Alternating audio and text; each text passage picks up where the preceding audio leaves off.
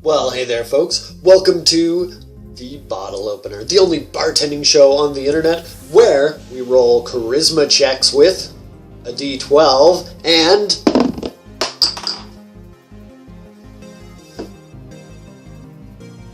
get a 10.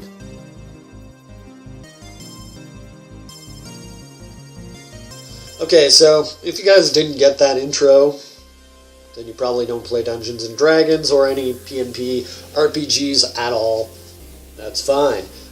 Today, we're going to be reviewing Yukonshine Auragin, which is, of course, from the Yukon. And now, I actually have a little bit in the glass here. Smells delicious. But before we get too into this, I want to say a few things about this product. And truth is, I've been a little on the fence about whether I was going to review this stuff or not. It is a small batch craft spirit, and one of the reasons I was unsure about doing a tasting notes review, not to say I wouldn't do it on Booze Porn, which I have done one of these products on Booze Porn.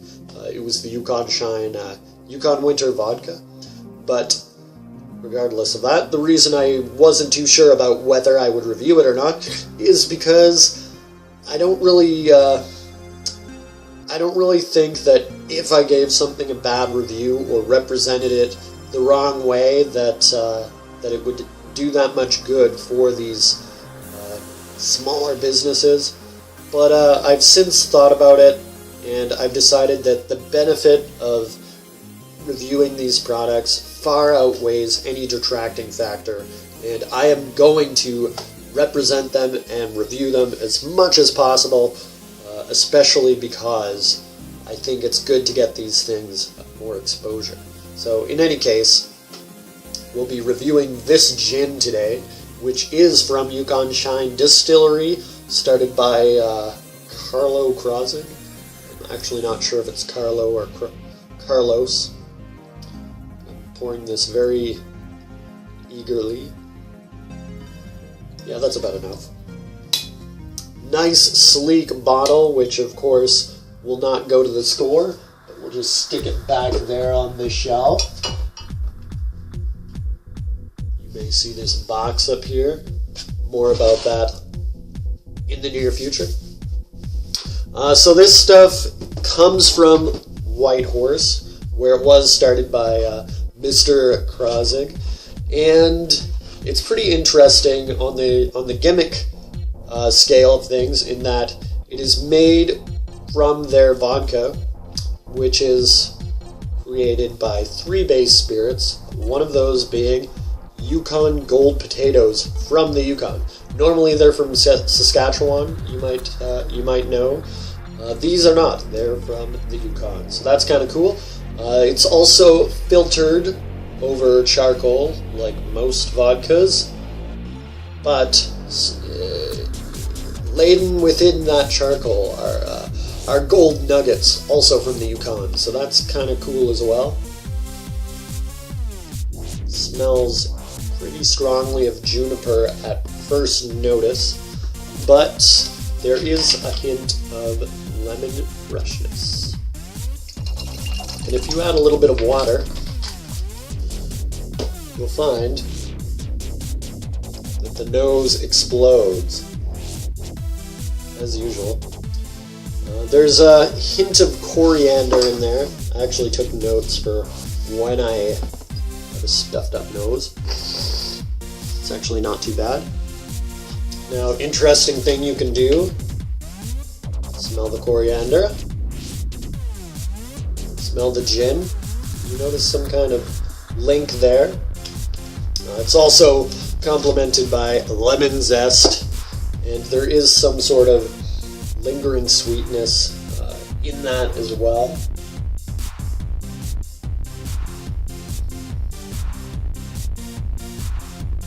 The palate is creamy and sweet, tasting of potato.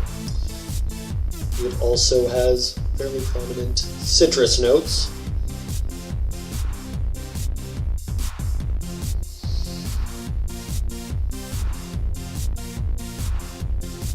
Now, the juniper kind of takes a step back after you water it down. And you'll notice anise, licorice, and a slight hawk of pepper sitting in the mid-body as well.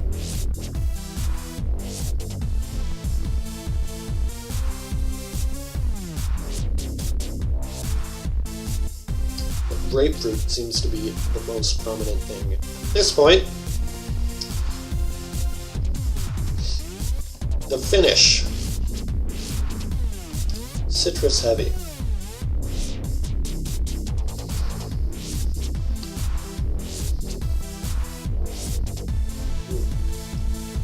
Spice marked with light pepper. But the finish is somewhat not very long lasting. For that, I'm a little bit disappointed because it is a great finish.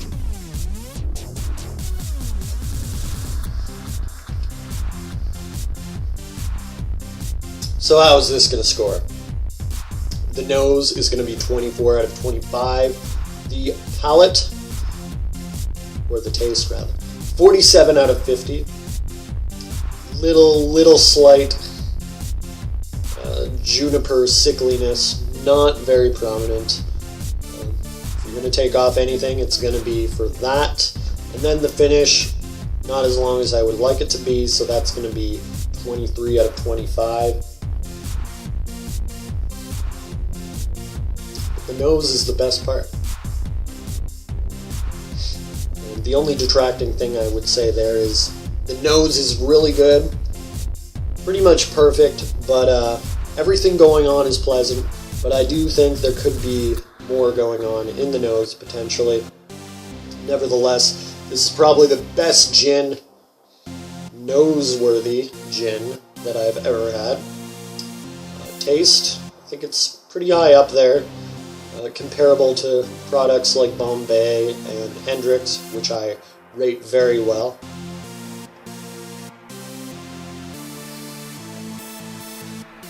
I love this stuff.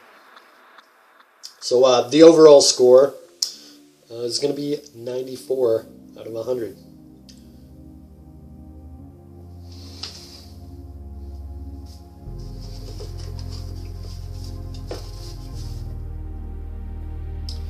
Now, why am I showing you this?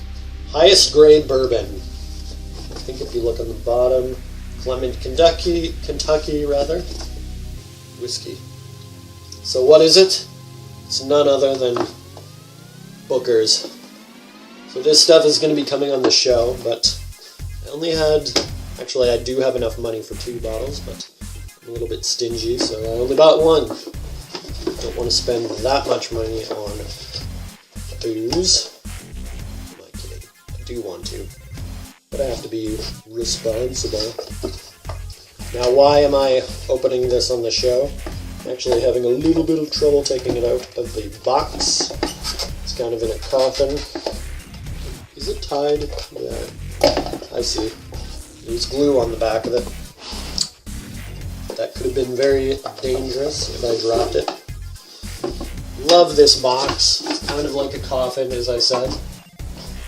So why am I showing you this stuff? Well, the easy answer is I want to open and taste it for the first time on camera.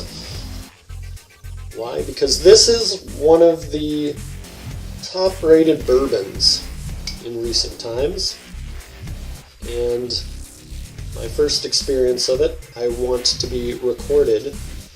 And as you know, I've started tasting things before giving them my final thought and recording down what I noticed during the tastings. That's why I was reading from my book here. It has a wax cap like many good bourbons. Comes in kind of like a Chardonnay bottle. Very dark. You'll notice it is bottled at 63.435% rather, which I believe is cask strength. Although I don't see something that says that. It is 7 years, 2 months, and 16 days. batch number 2015, January. Booker's, the whiskey in this package, is the highest grade bourbon made by me here at Jim Beam. It is uncut and bottled straight from the barrel. My grandfather, Jim Beam, liked his whiskey from 6 to 8 years old. So it is a Beam Spirit, and I'm quite excited to give this a try. Listen to it. Love that sound. Oh boy. Here it comes. Oh, that's a lot of bourbon. At 63%, yes, it is a lot of bourbon. Stronger than the absinthe I reviewed not too long ago. I'll just leave the bottle there.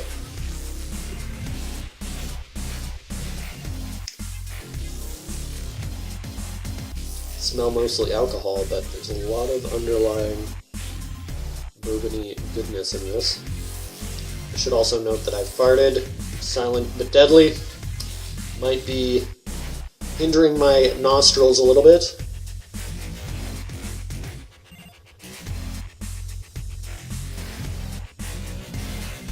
Wow. So a lot of burn. I don't want to reveal too much, but definitely some excellence in that first tasting.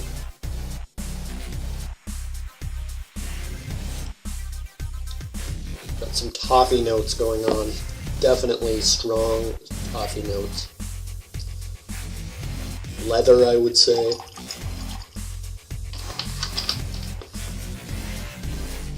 This is a man's bourbon. And I am a man, am I not?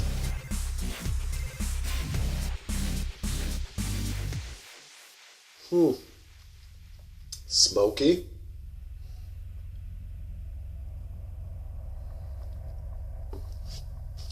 Still anesthetizing a little bit. Need a little bit of water, actually. That'll help to refresh my taste buds a bit.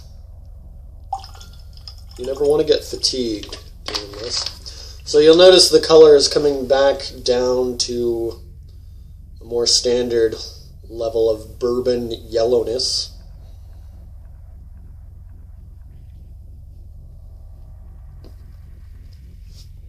The corn is at the forefront here. Definitely quite sweet. I like where it's going, though. And ultimately, folks, that's how I'm going to have to end this. Can't give away too much information.